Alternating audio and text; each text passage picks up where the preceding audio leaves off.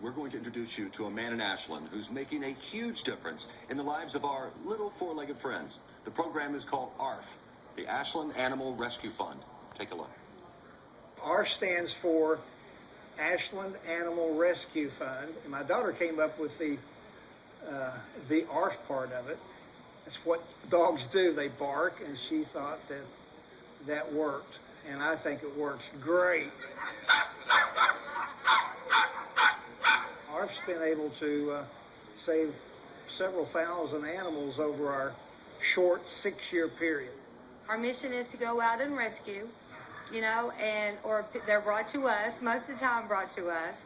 And what we do from that point on, once they're here, our goal is to get them out of here and into forever home. We call them forever homes. There's some long days and some long hours. But at the end of the day, even though you go home and you're really, really tired, or you're not smelling so well to stop at the grocery store, you know you've made a difference. I know when I leave here each day that they've all been fed, they've all been watered, they've got a comfortable bed for the night, and in the process, we are still actively seeking homes for them, and we work really hard to keep them healthy and get them fat and sassy, and to get them in, keep them that way until we can get them placed. Good boy. Come here, bud. Come here. I've never understood people. I want to have a dog, but I want to put it on 2.5 foot of logging chain where it can barely turn around. Oh, and it can't get to the water bowl. And if I think about it, I'll feed it here tonight. What's the point? Give the dog to somebody that's going to take care of it. Come here, bud. Some of them will pose for you, and some of them are scared of the camera. Come here. Come here. Perfect. Hit the pose, baby. I'll tell you a quick story.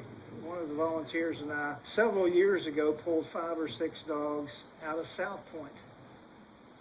It's a cold night. The rain was turning to snow, and we had loaded all the dogs up. And I had one old hound, I don't know, she's probably 6, 7 years old. And after this rain finally turned to snow, temperature was dropping. I threw her in the front seat of my truck, and this is why I rescued. She scooted over next to me and laid her head down on my shoulder. She knew she was going to be okay. She knew she was going to get warm. She knew there was probably food coming.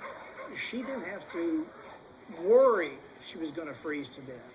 And that type of scenario repeats itself time and time and time again in our tri-state area. When a dog looks at you, and a dog, I guess it's their eyes, and somehow, I don't know why, but you look in a dog's eyes and go, thanks a lot.